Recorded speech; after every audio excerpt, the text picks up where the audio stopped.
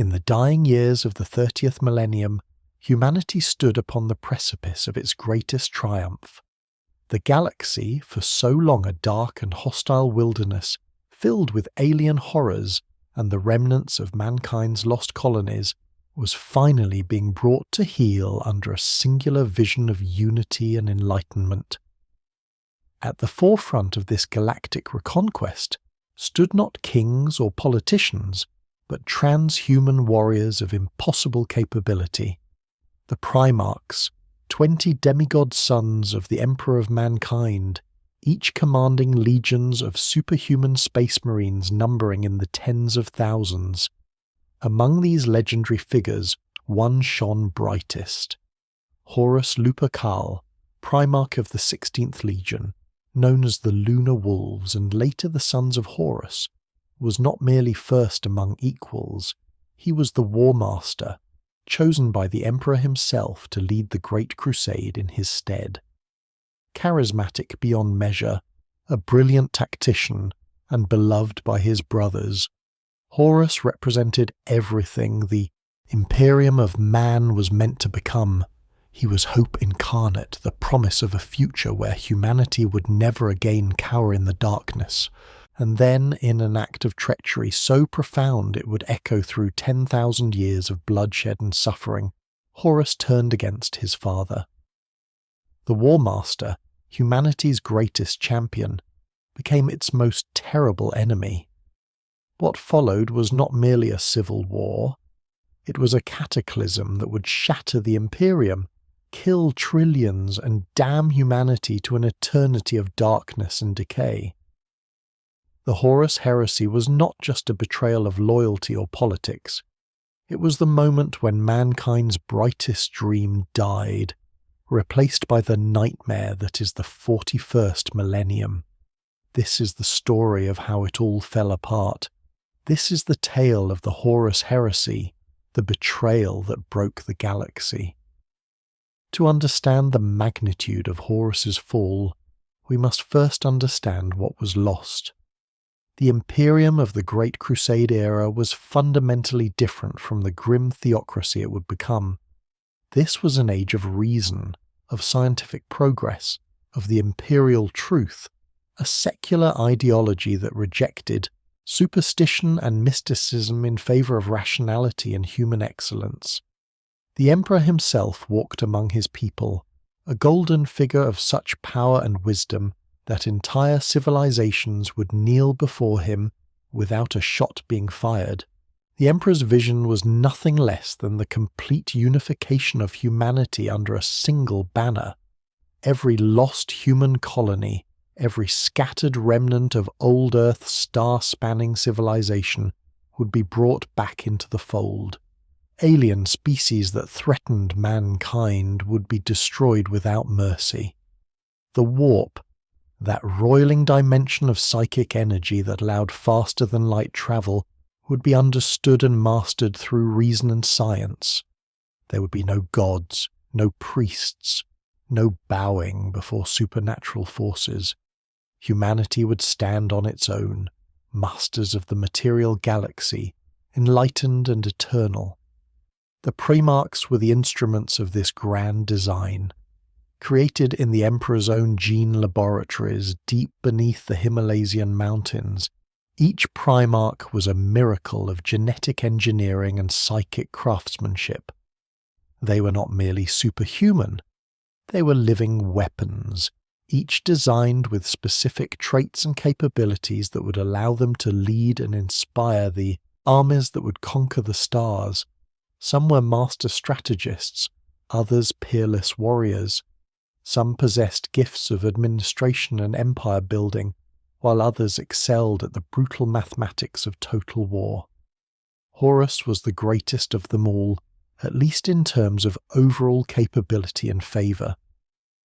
Discovered early in the Great Crusade, he had spent more time fighting at the Emperor's side than any of his brothers.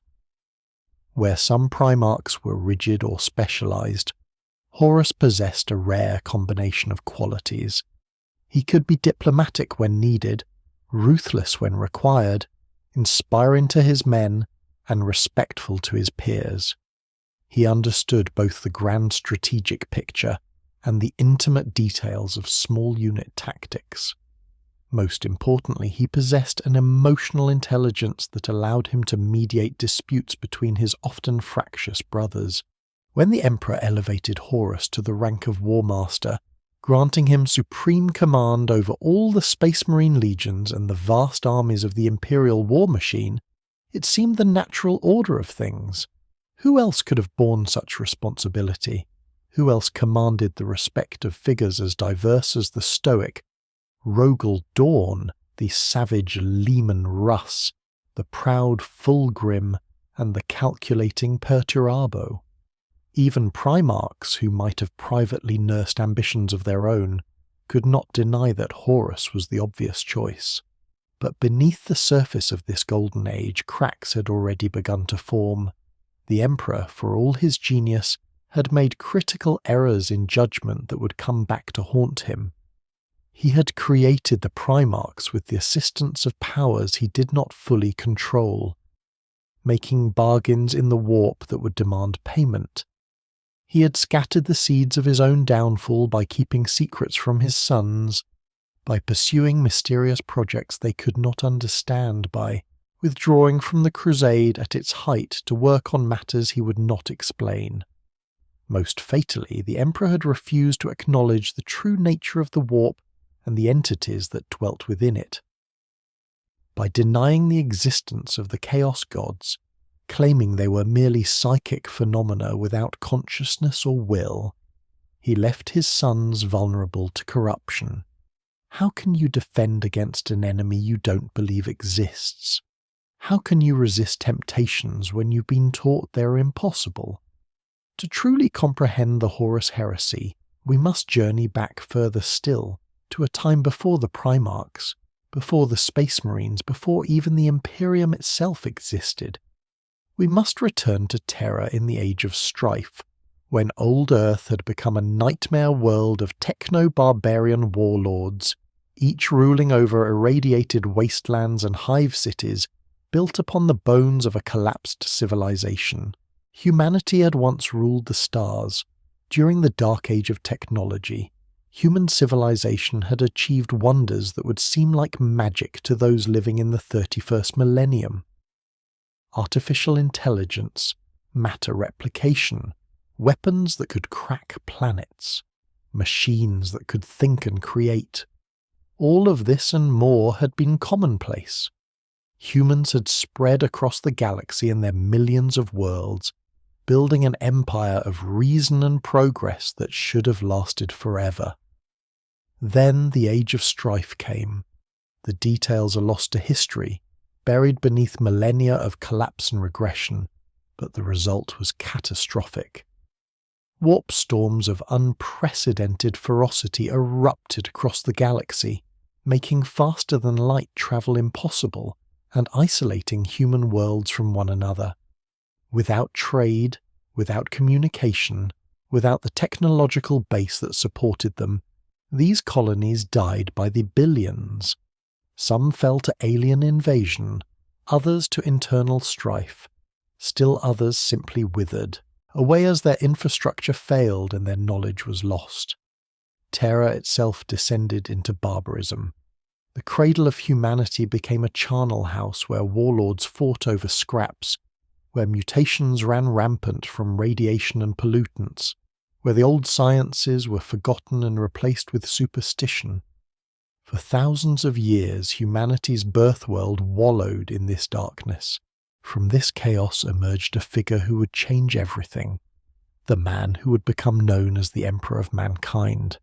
His origins remain shrouded in mystery even to this day.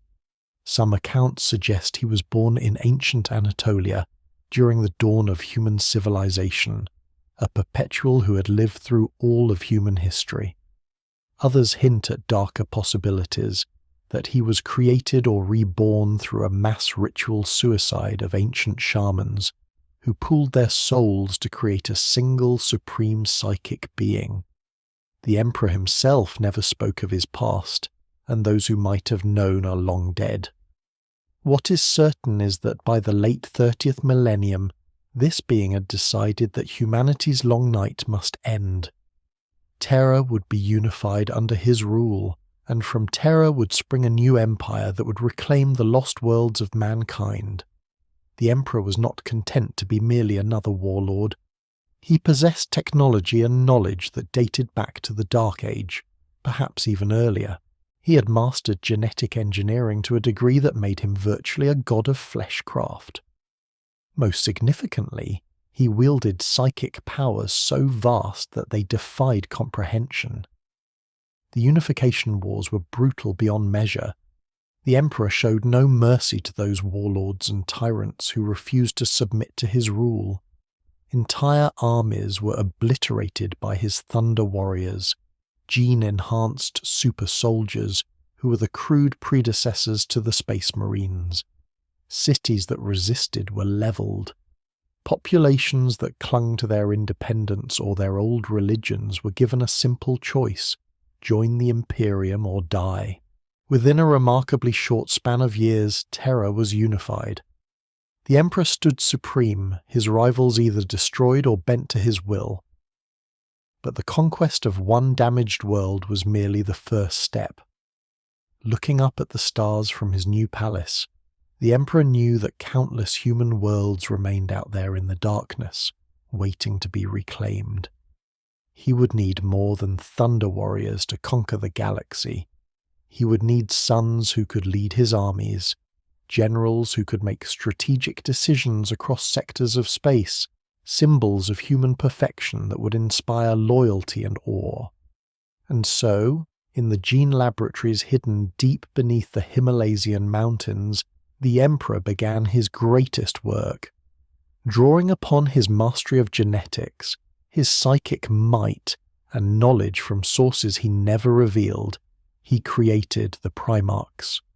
20 infant demigods, each a reflection of different aspects of the Emperor's own nature, each designed to fulfill specific roles in the coming Crusade.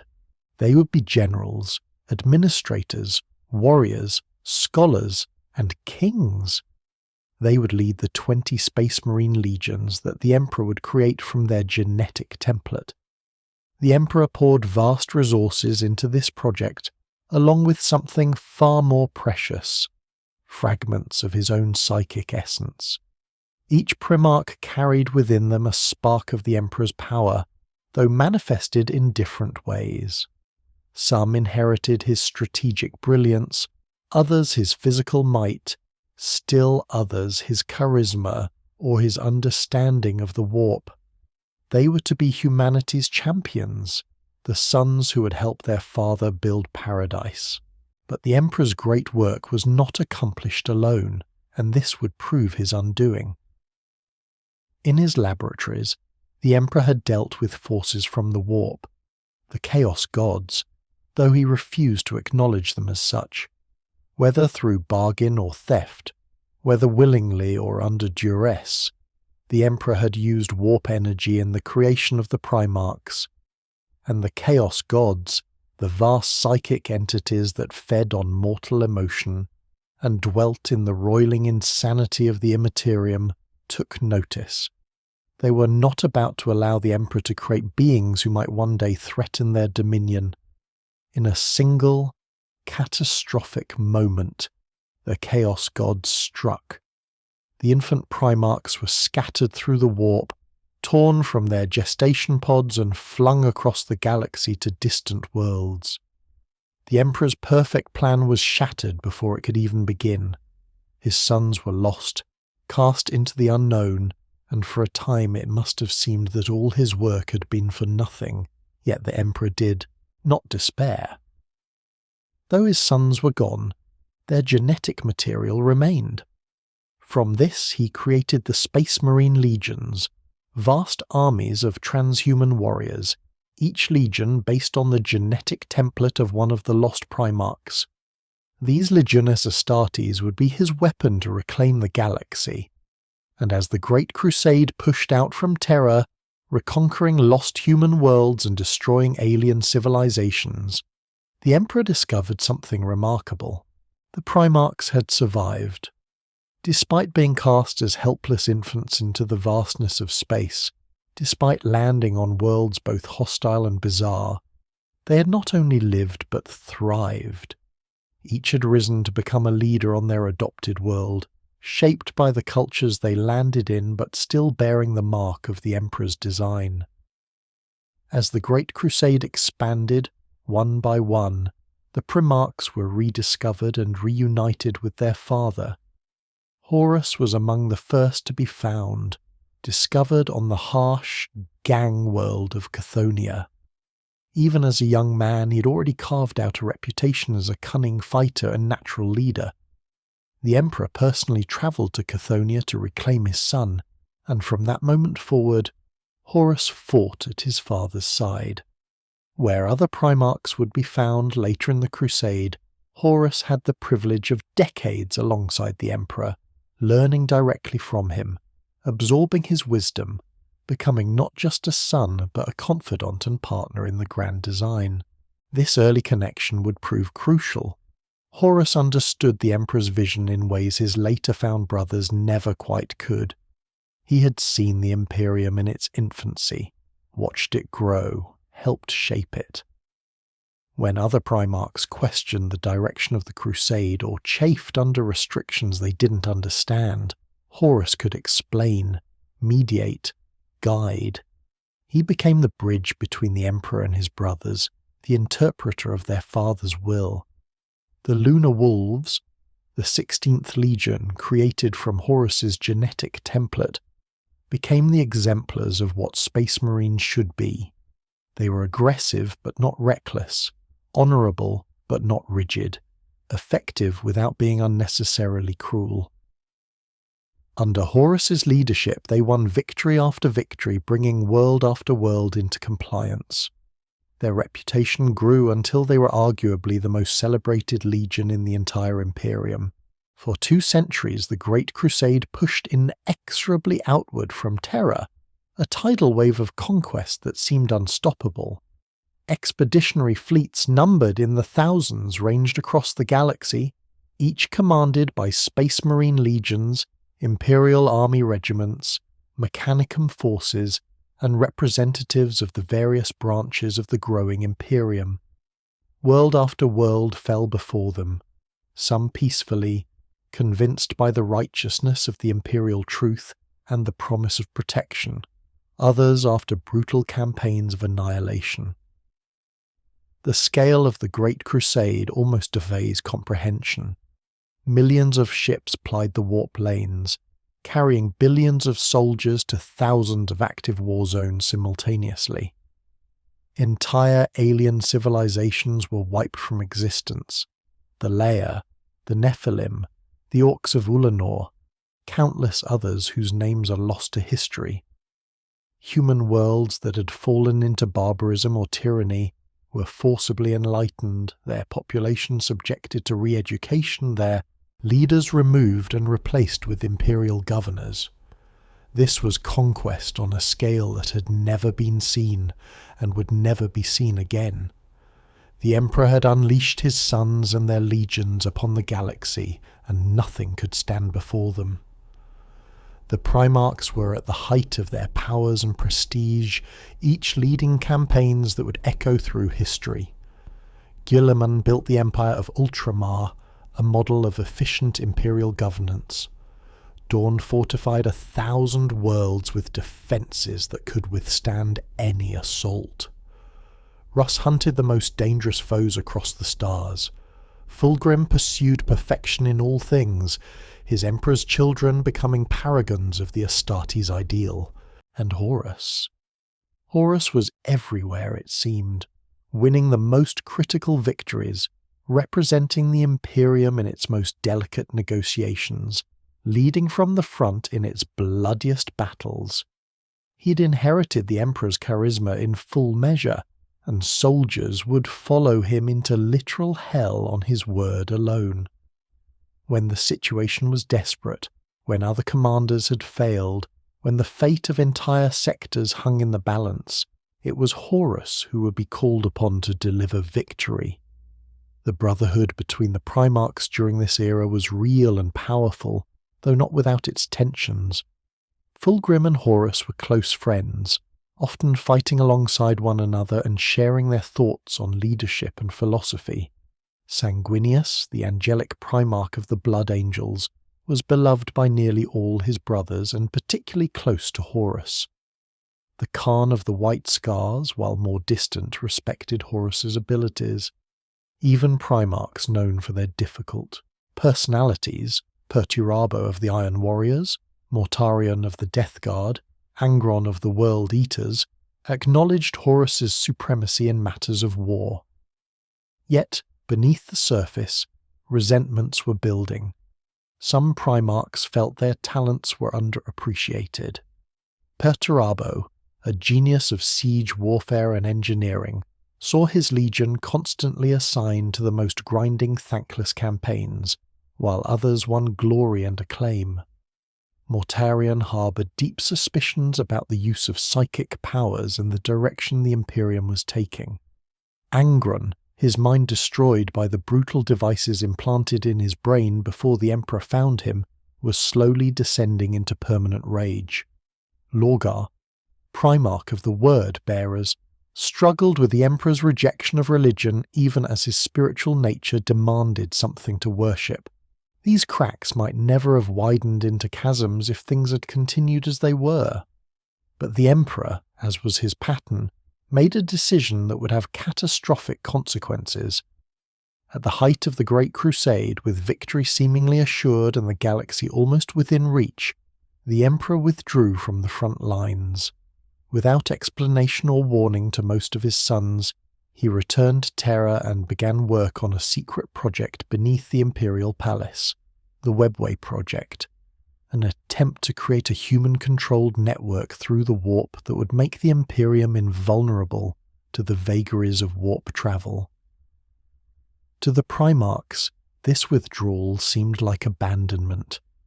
They were still fighting and dying in the Emperor's name, but the Emperor himself had retreated to Terra, apparently more concerned with some mysterious undertaking than with the crusade he had started.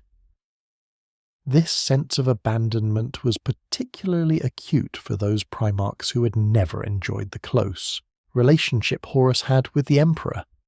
If even their father wouldn't explain his actions to them, who would? Into this growing uncertainty came a momentous decision. The Emperor would appoint a Warmaster.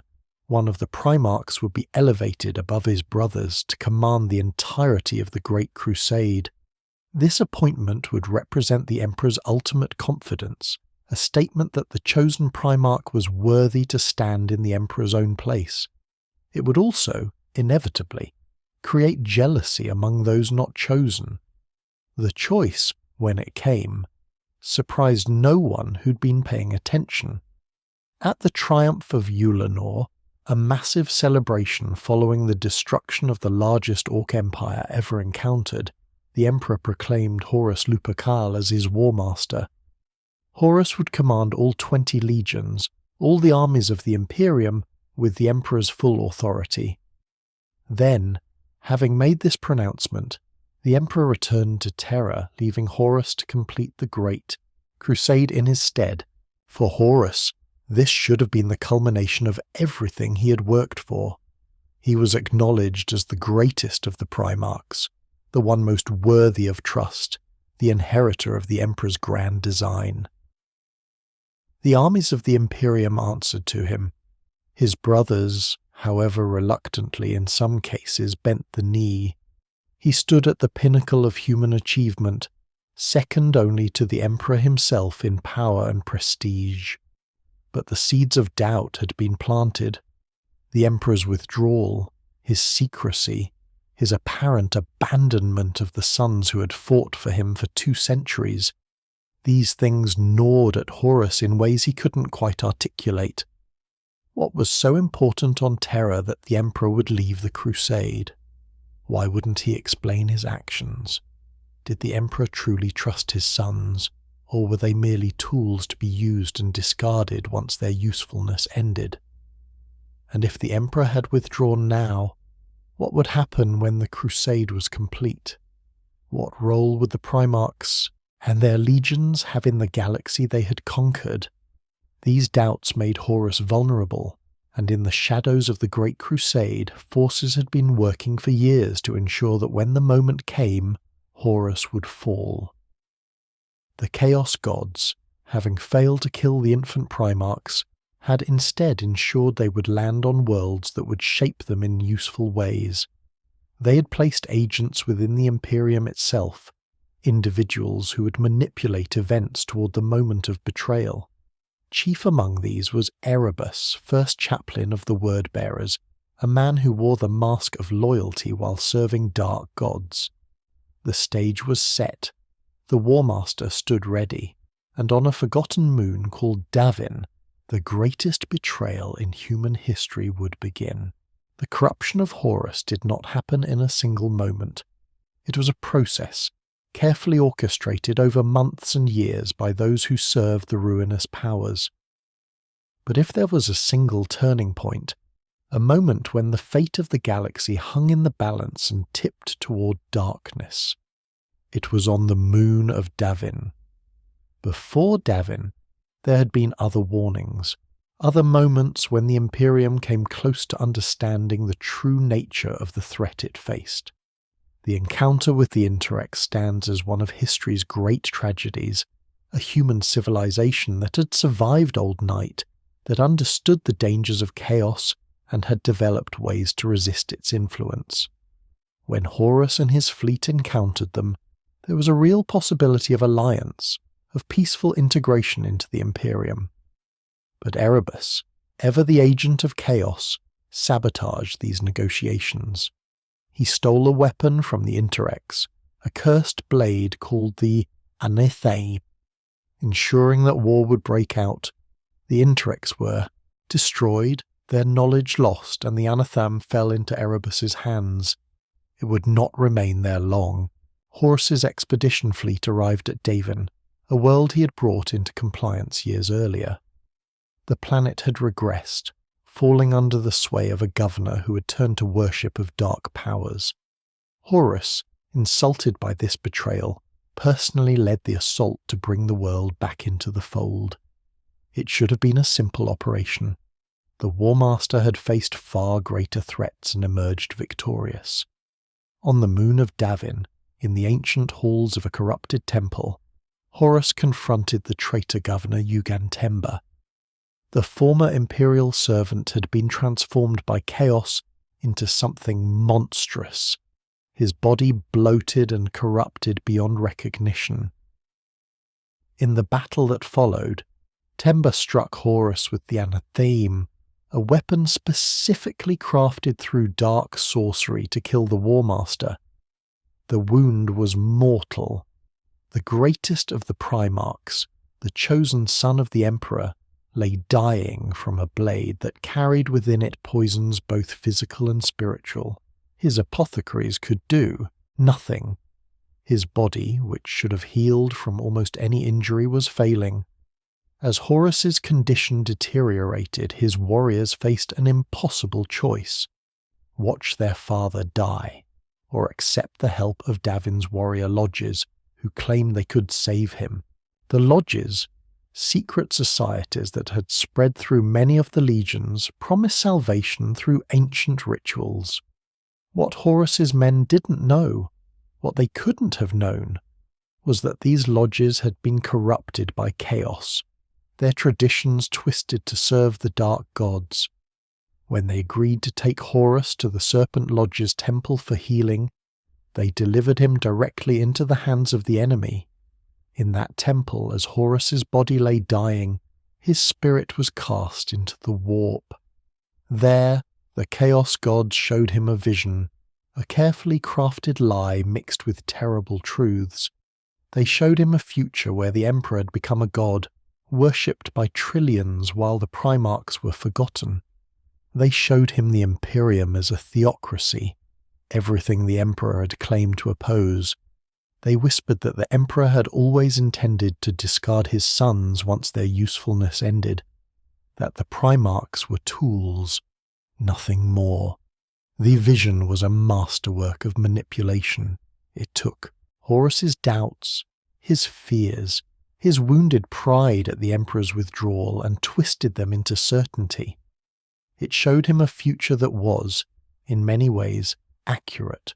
The grim Imperium of the 41st millennium, with its ecclesiarchy and its worship of the God Emperor. What it didn't show was that this future would come about because of Horus's own actions, that his betrayal would create the very darkness he was shown. When Horus awoke, he was healed, but he was also changed.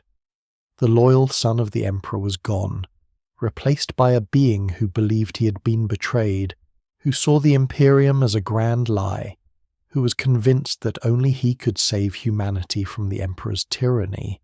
The Chaos Gods had not simply corrupted Horus, they had convinced him that he was the hero of this story, that his rebellion would be an act of salvation rather than damnation. Erebus and the other agents of chaos moved quickly to consolidate their victory. They revealed to Horus the existence of the Chaos Gods, framing them not as the predatory entities they were, but as sources of power that could be harnessed. They brought other Primarchs into the conspiracy. Lorgar, whose word-bearers had been worshipping chaos for years in secret. Fulgrim, who would be corrupted through a possessed blade.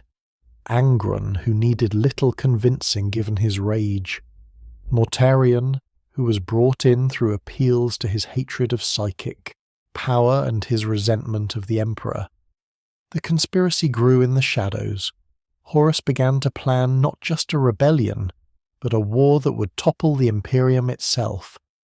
He would need to remove loyalist elements from his forces, gather his strength, and strike before the Emperor could respond. The Isstvan campaign would provide the perfect opportunity. The Isstvan system would become synonymous with betrayal. It was here that the heresy moved from shadow into terrible light, where brother turned on brother, and the dream of the Great Crusade died in fire and blood. Isstvan III was a world in rebellion, its population having rejected imperial rule. Horus was ordered to bring it back into compliance, a routine operation that would serve as cover for something far more sinister.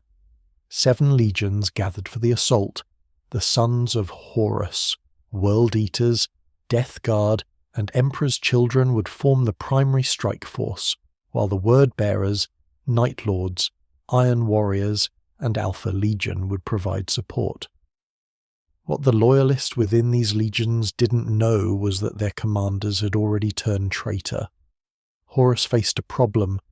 Within his own legion, and those of his brother traitors, there remained large numbers of Space Marines who were still loyal to the Emperor. These warriors would never accept rebellion. They had to be eliminated. The solution was brutally simple. Horus would send the loyalists to the surface of Isstvan III, claiming they were to be the first wave of the attack. Once they had deployed and were engaged with the enemy, unable to retreat, the traitor legions would reveal their true colours. The virus bombing of Isstvan III remains one of the most horrific acts of the entire heresy. As loyalist Space Marines fought on the surface, the traitor fleet moved into position above them. Then, without warning, they released Life-Eater virus bombs, weapons so terrible that the Imperium had banned their use except in the most extreme circumstances. These devices didn't just kill, they consumed all biological matter, turning entire worlds into lifeless waste in a matter of hours. On Isstvan III, millions died in moments. The loyalist Space Marines, warned at the last second by loyalist ship crews, managed to take cover in fortified positions, but they were now trapped on a dead world, betrayed by their own brothers. Captain Garviel Loken of the Lunar Wolves, Captain Saltavitz of the Emperor's Children, Captain Nathaniel Garrow of the Death Guard. These and thousands of other loyal warriors found themselves facing an impossible situation. Rather than accept death quietly, they chose to resist. The survivors fortified their positions and prepared to sell their lives dearly. What followed was a months-long siege as the traitors sent wave after wave of attackers to finish what the virus bombs had started. The Battle of Isstvan III became a grinding attrition, with the traitors unwilling to simply bombard the Loyalists from orbit. Horus wanted his former brothers to die at close range, to feel the full weight of their abandonment. The Loyalists fought with desperate courage. They knew they were doomed, knew that no rescue would come, but they fought anyway. Every hour they survived was another hour for warning to reach Terra, another chance that the Emperor might learn of Horus's betrayal in time to respond. Captain Garrow managed to escape aboard the frigate Eisenstein, fleeing into the warp to carry word to Terra. Others were not so fortunate. The siege ended as sieges do when one side has unlimited resources and the other has none. The last Loyalists were overwhelmed, their positions overrun, their defences shattered. Yet their sacrifice was not in vain. Word had reached Terra. The Emperor now knew that Horus had turned traitor. But there was no time to mount a response, because the second phase of Horus's plan was already in motion. Isstvan V would be the site of the greatest massacre in the history of the Imperium. Having learned of Horus's treachery, the Emperor dispatched 7 legions to bring the Warmaster to heel. The Iron Hands under Ferrus Manus, the Salamanders under Vulcan, and the Raven Guard under Corvus Corax would form the first wave, making a direct assault on the traitor positions. The Night Lords, Iron Warriors, Word-Bearers, and Alpha Legion would form the second wave, reinforcing the attack and ensuring the traitors had no escape. It was a sound plan with one fatal flaw. 4 of the 7 legions sent to punish Horus had already pledged themselves to his cause. The Night Lords, Iron Warriors, Word-Bearers, and Alpha Legion were traitors, waiting for the perfect moment to reveal themselves. That moment came when the first wave had fully committed to their attack. Ferrus Manus and his Iron Hands led the charge, crashing into the traitor positions with all the fury of betrayed brotherhood. The Salamanders and Raven Guard followed, believing victory was within reach. The traitors fell back, seemingly overwhelmed by the Loyalist assault. Then the second wave landed, and instead of attacking the traitors, they turned their guns on their supposed allies. The Drop Site Massacre, as it would come to be known, was slaughter on an unprecedented scale. Caught between the returning traitor first line and the guns of the second wave, the Loyalist legions were trapped in a killing field. Tens of thousands of Space Marines died in hours, cut down by those they had believed to be brothers. The Iron Hands, Salamanders, and Raven Guard were shattered, reduced from powerful fighting forces to scattered remnants. Ferrus Manus, Primarch of the Iron Hands and one of Horus's closest friends before the betrayal, fought his way toward the Warmaster, determined to end the rebellion in single combat. Instead, he found Fulgrim, Primarch of the Emperor's Children, and another former friend. The 2 Primarchs duelled while their legions died around them. Ferrus fought with rage and grief, Fulgrim with the terrible grace of one who had already given himself to chaos. The duel ended when Fulgrim's demon blade separated Ferrus's head from his shoulders. The first Primarch had fallen in battle, killed by one who had once been his brother. His death sent shockwaves through the Loyalist forces. If a Primarch could die, if even the sons of the Emperor were not invulnerable, then what hope did anyone have? Vulcan and Corax barely escaped with their lives, leading the tattered remnants of their legions off Isstvan V. Behind them, they left tens of thousands of dead, the genetic legacy of 3 legions nearly destroyed, and the grim knowledge that the heresy was no longer a secret. It was a war. With Isstvan behind them, the traitors were free to reveal themselves fully. What had been conspiracy became open warfare as the galaxy tore itself apart. Horus's rebellion was not a single unified campaign, but rather a multi-front war, with traitor forces striking at targets across human space, while loyalist legions scrambled to respond.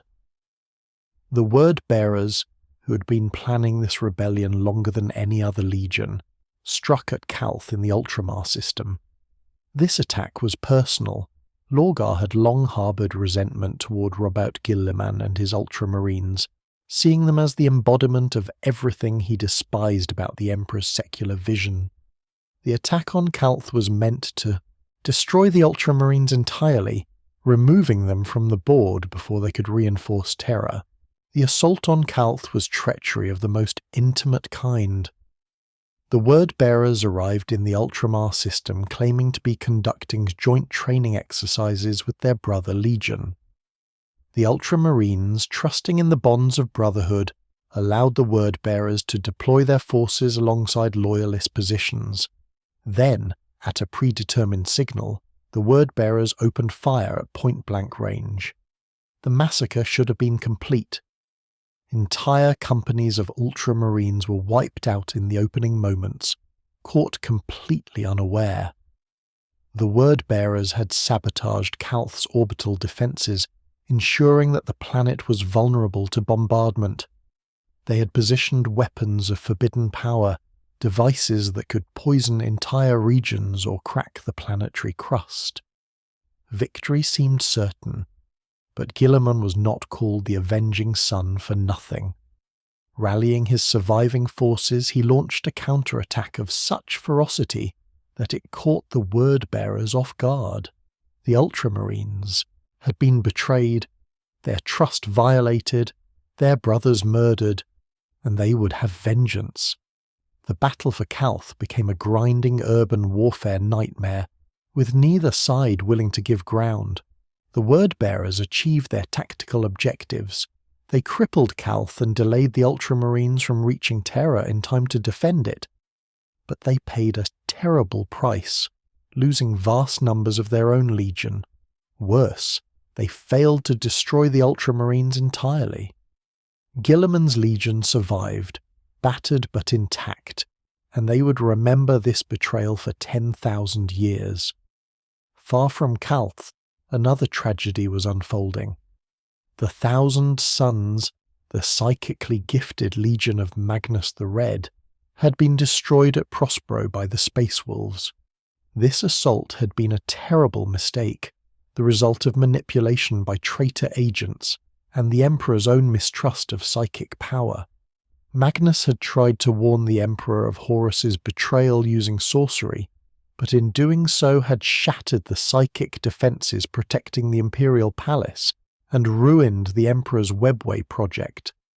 Enraged, the Emperor had ordered Leman Russ and his Space Wolves to bring Magnus back to Terra for punishment, but the order had been altered.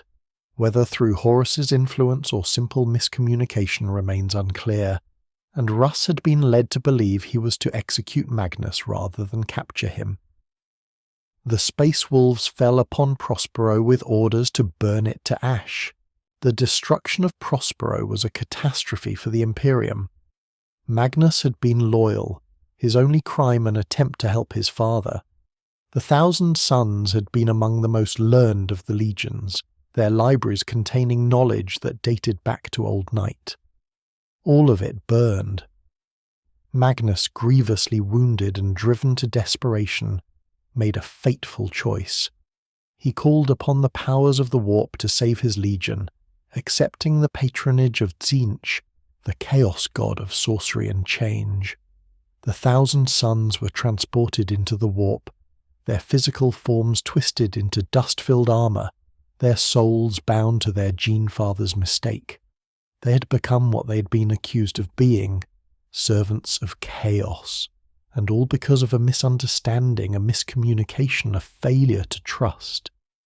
The Blood Angels faced their own nightmare at Signus Prime, lured there by false reports of a Xenos threat, Sanguinius and his legion walked into a trap prepared by the forces of chaos. Demons fell upon them in numberless hordes, and for the first time many Space Marines learned that the entities of the warp were not myths or metaphors but real and terrible foes. Sanguinius himself was confronted by Kabanda, a greater demon of Khorne, who sought to corrupt the angel. The duel between them was epic in scale, Primarch against demon, light against darkness. Sanguinius emerged victorious, but at a cost. The black rage and red thirst, genetic flaws within the blood angels that had always lurked beneath the surface, were awakened fully. From Signus onward, the blood angels would be as much monsters as heroes, forever struggling against the darkness within their own souls. The Shadow Crusade saw Angron and Lorgar cutting a bloody path through ultramar space, bringing world after world under the dominion of chaos. This campaign had a purpose beyond simple destruction. It was a ritual, a dark working meant to elevate Angron to demonhood. With each world burned, with each population slaughtered, Angron drew closer to apotheosis. On the world of Nuceria, Angron's transformation reached its culmination. This was his homeworld, the place where he had been a slave, where the butcher's nails had been implanted in his brain, where the Emperor had taken him away from his dying comrades. Angron had never forgiven that abandonment, and now he would have his revenge upon the world that had made him what he was. As Nuceria burned, Angron underwent his final transformation. The Primarch, who had once been a warrior and a leader, became something else entirely, a demon Primarch, the first of Horus's brothers to fully embrace the power of chaos. He was no longer bound by flesh alone, but had become a creature of the warp, immortal and monstrous. The cost was his last shreds of sanity and humanity.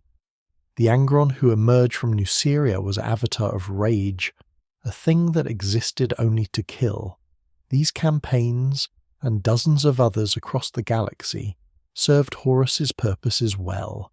They kept loyalist legions scattered and unable to coordinate. They delayed reinforcements from reaching Terra. They bought time for the Warmaster to gather his forces for the final stroke, the assault on the Imperial Palace itself. As the galaxy burned, the loyalist Primarchs struggled to mount an effective response. Communication was difficult. The warp storms that had presaged Horus's rebellion had not fully subsided, and travel between stars remained dangerous. Many legions found themselves cut off from Terra, fighting their own battles against traitor forces or simply trying to survive. The Dark Angels, one of the most powerful loyalist legions, found themselves fighting an entirely separate war. Lionel Johnson had been engaged in campaigns on the far side of the galaxy when the heresy began. By the time word reached him, returning to Terra in time to defend it was impossible. Instead, the Lion found himself engaged in a brutal series of battles against traitor Night Lords and other forces, unable to break free and answer his father's call. Worse, the Dark Angels faced betrayal from within.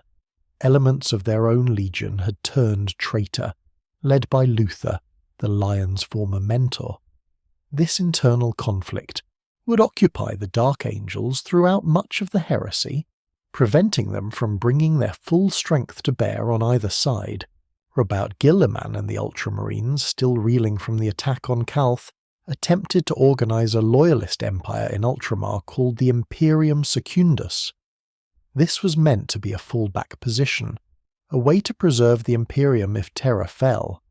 Guilliman even went so far as to crown Sanguinius as the new emperor, believing that the emperor himself might already be dead. This decision was pragmatic, but also revealed a fundamental misunderstanding of what the Imperium was. Without the emperor, there could be no Imperium. Guilliman's Imperium Secundus, for all its good intentions, was a distraction at best and a potential seed of future division at worst. Eventually, when word reached Ultramar that Terra still stood, and the Emperor still lived, Guilliman abandoned the Secundus project and began the long journey back to the throne world. The Space Wolves, having destroyed Prospero, found themselves hunted by the Alpha Legion and unable to reach Terra. The White Scars fought their own series of battles, uncertain at first whether Horus or the Emperor was in the right, but eventually committing to the Loyalist cause. The Raven Guard and Salamanders, shattered at Isstvan, scattered and fought guerrilla wars against the traitors, too damaged to mount major offensives. This disunity was one of Horus's greatest weapons. By striking everywhere at once, by forcing the Loyalists to respond to threats across the entire galaxy, he ensured that they could never gather their full strength. When the time came to assault Terra, the Emperor would be defended by only a fraction of his forces. The Mechanicum, the tech priests of Mars who supplied the Imperium with its weapons and technology, also fell to civil war. The Fabricator General, Kelbor Hal, had been corrupted by Horus's promises of access to forbidden technology and ancient knowledge.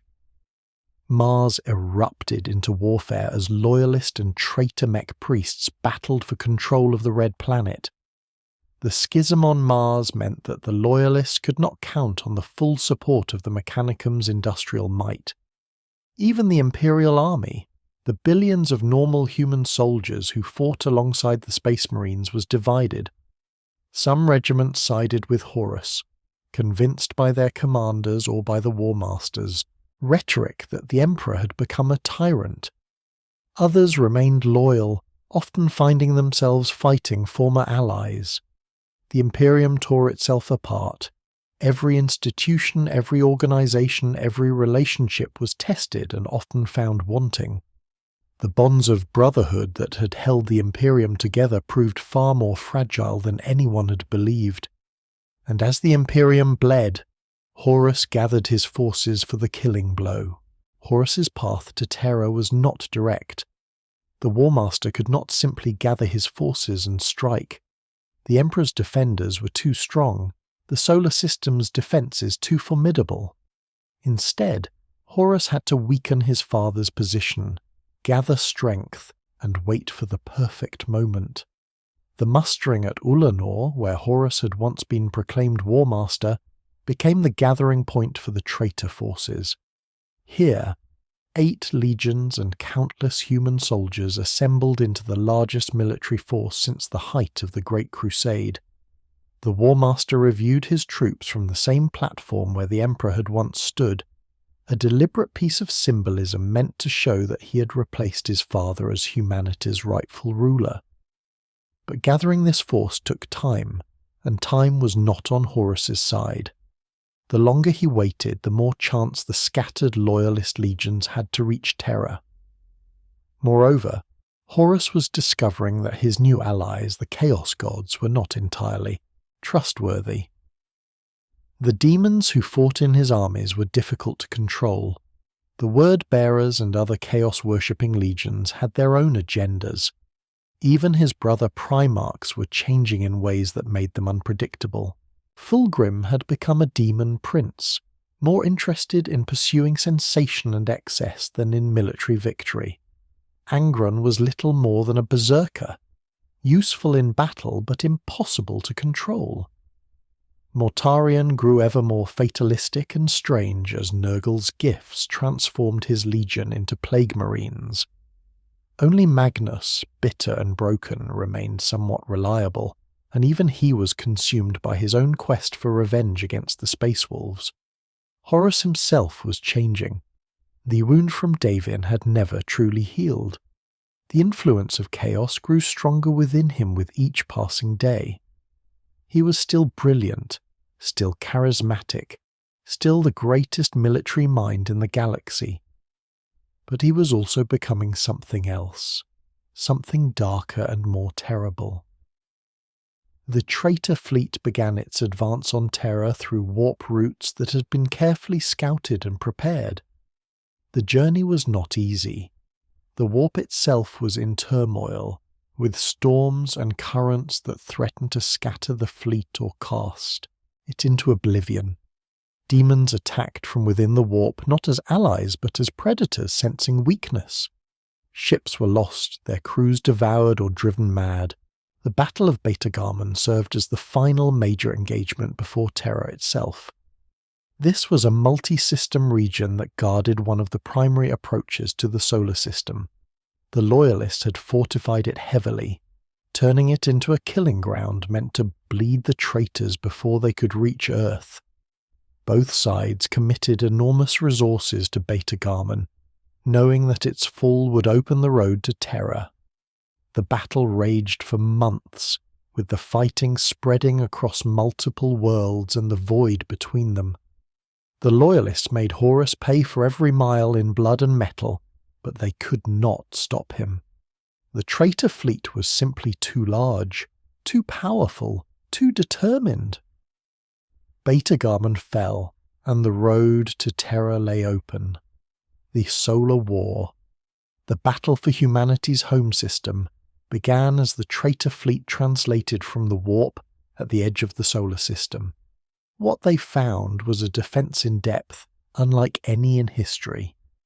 The outer system was fortified with weapon platforms, minefields and garrison forces. The inner planets bristled with defences, and Terra itself was surrounded by a network of orbital installations that could destroy entire fleets. The battle for the solar system took weeks. The traitors pushed inward, accepting terrible losses to breach each layer of defence. Void battles of unprecedented scale erupted as thousands of ships clashed in the darkness between worlds. Boarding actions saw space marines fighting in the corridors of dying vessels. Entire installations self-destructed rather than fall into traitor hands, taking their attackers with them. But the traitors kept coming. For every ship destroyed, another took its place. For every installation obliterated, the fleet moved closer to Terra. The defenders fought magnificently, but they were outnumbered. Slowly, inexorably, the traitors pushed through the solar system's defences until they reached Terra itself. The orbital defences of Terra held them for a time.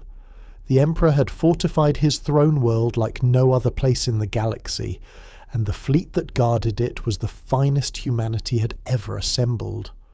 But Horus's forces included demons that could not be killed by conventional weapons, sorcerers who could tear reality apart, and corrupted tech priests who knew the weaknesses in every system.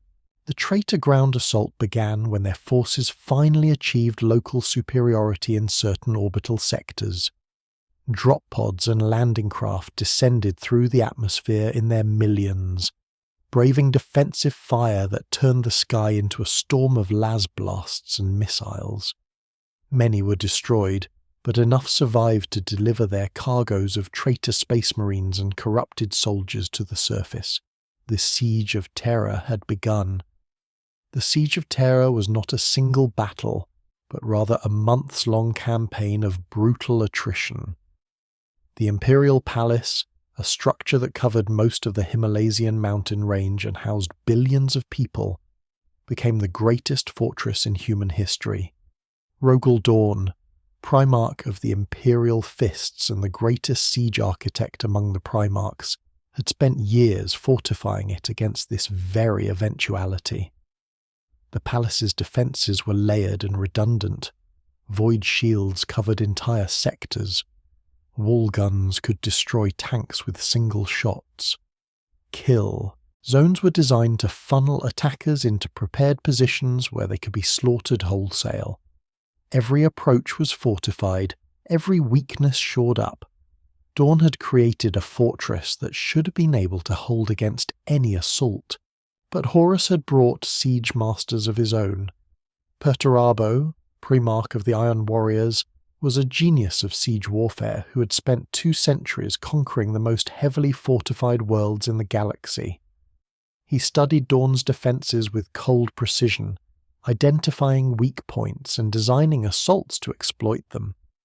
The two Primarchs, once brothers who had respected each other's capabilities, now fought a deeply personal duel conducted through walls and trenches and bunkers.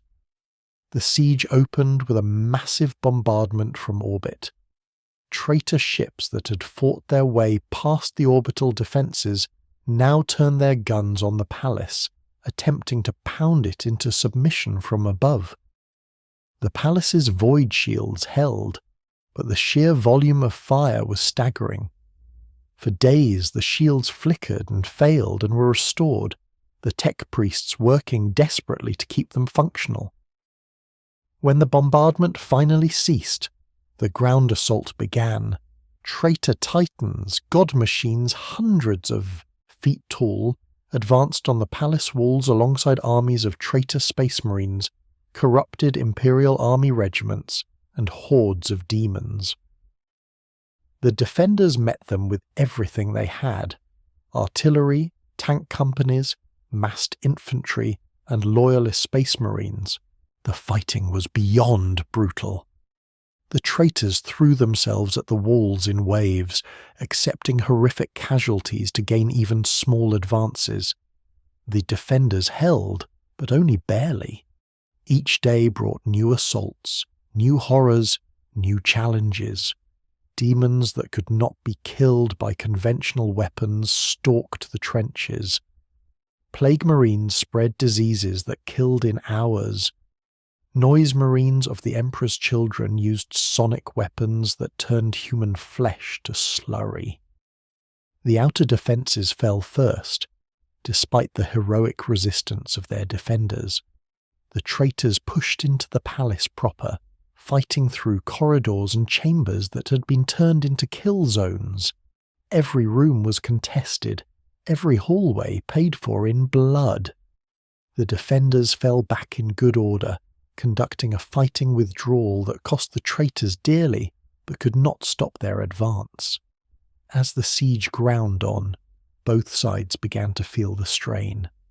The defenders were exhausted, their numbers dwindling, their supplies running low, but the traitors were also suffering. The expected swift victory had turned into a grinding attrition that was bleeding their legions white. Worse, Horus was aware that loyalist reinforcements were coming. Guilliman and the Ultramarines, the Dark Angels, the Space Wolves. If they arrived before Terra fell, the traitors would be trapped between the palace defenders and the relief force. Horus made a fateful decision. Rather than continue the siege methodically, he would stake everything on a single bold stroke. He would lower the void shields on his flagship, the Vengeful Spirit, and teleport directly to the surface with his best warriors. They would strike at the Eternity Gate, the final barrier before the Inner Palace, and the Sanctum Imperialis, where the Emperor sat upon the Golden Throne, maintaining his psychic defense of the webway.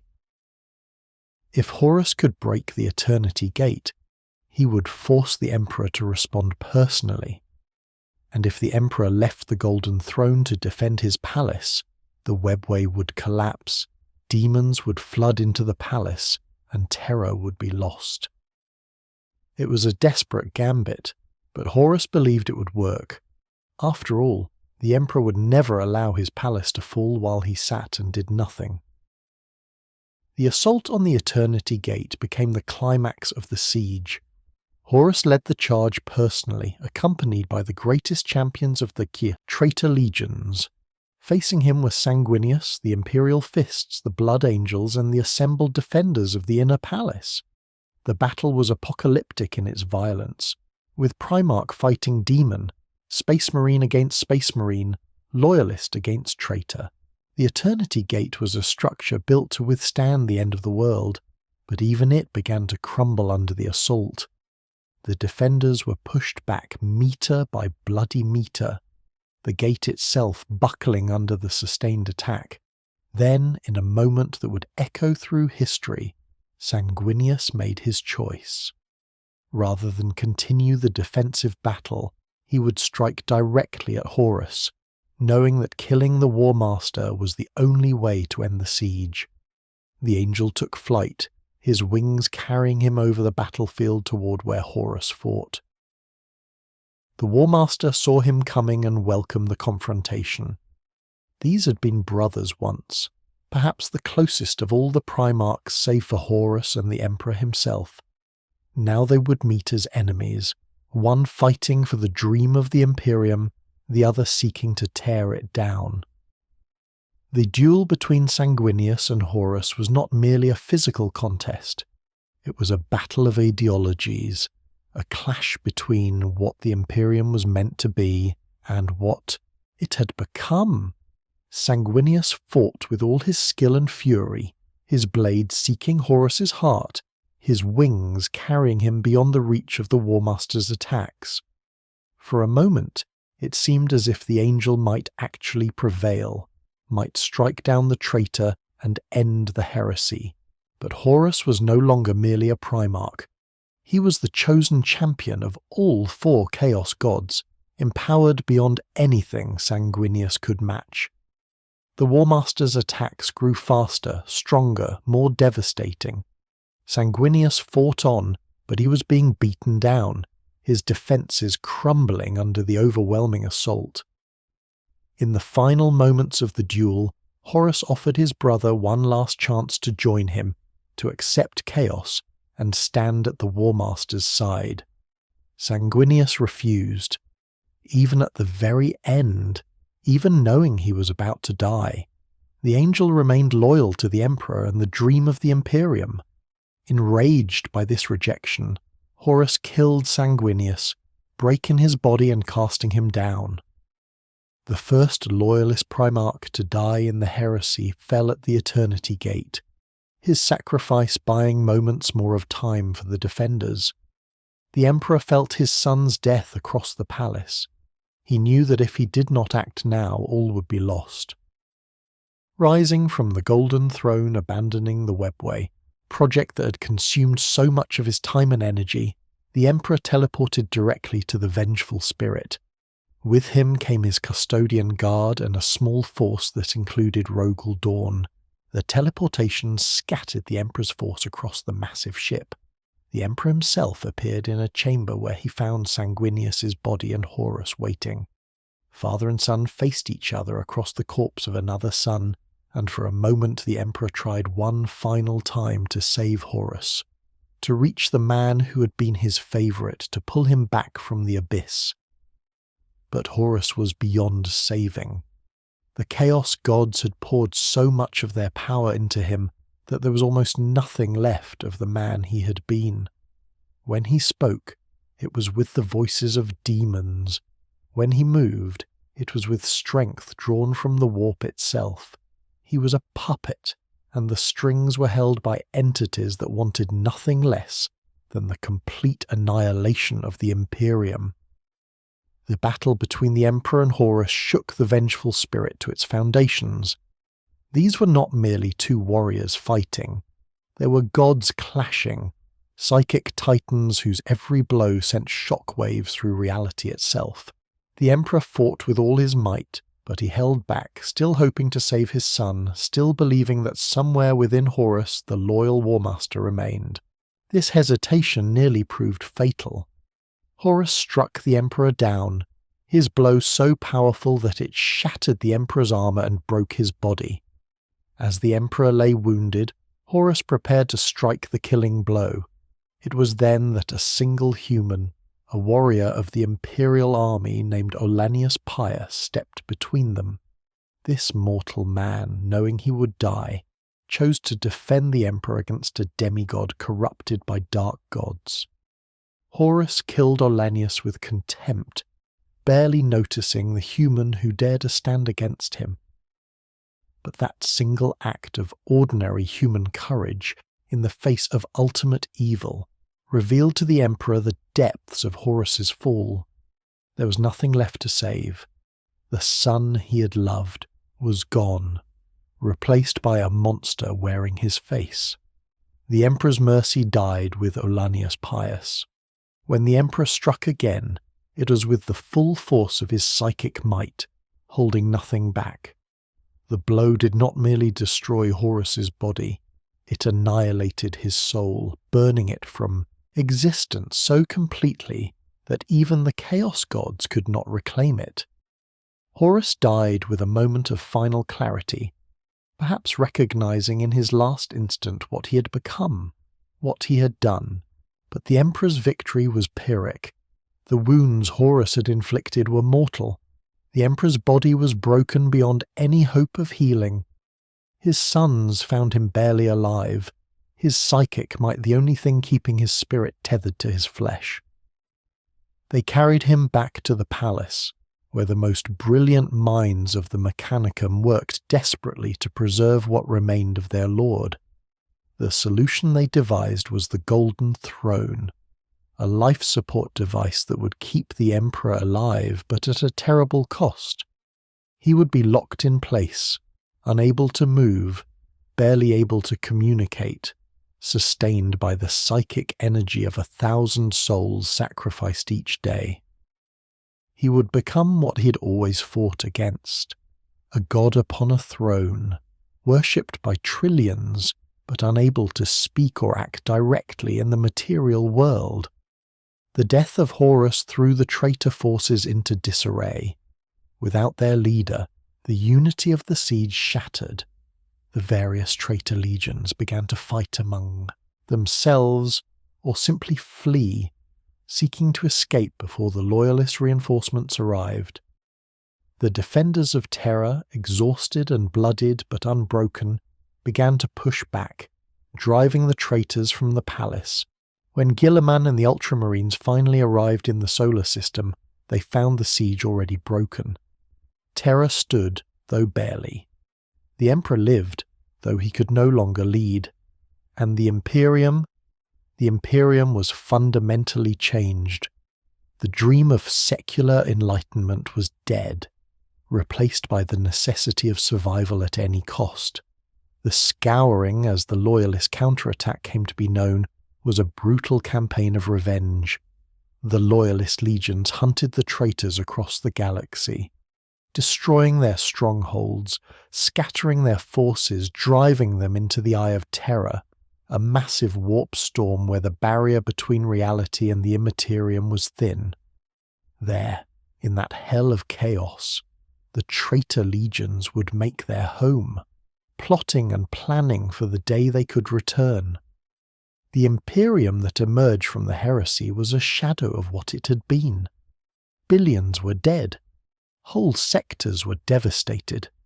The Space Marine legions were broken up into smaller chapters to prevent any single commander from wielding the power Horus had possessed.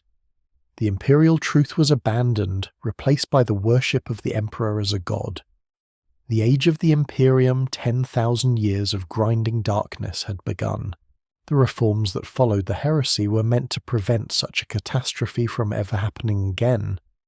But they also ensured that the Imperium would never achieve the greatness the Emperor had envisioned. The breaking of the legions into chapters meant that the Space Marines could no longer conduct crusades on the scale of the Great Crusade. The establishment of the Ecclesiarchy, the Church of the God Emperor, meant that the secular vision of the imperial truth was replaced by religious dogma.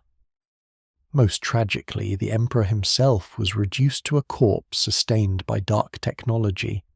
His vast mind, focused entirely on holding, closed the webway portal beneath the palace and maintaining the Astronomicon, the psychic lighthouse that allowed ships to navigate the warp.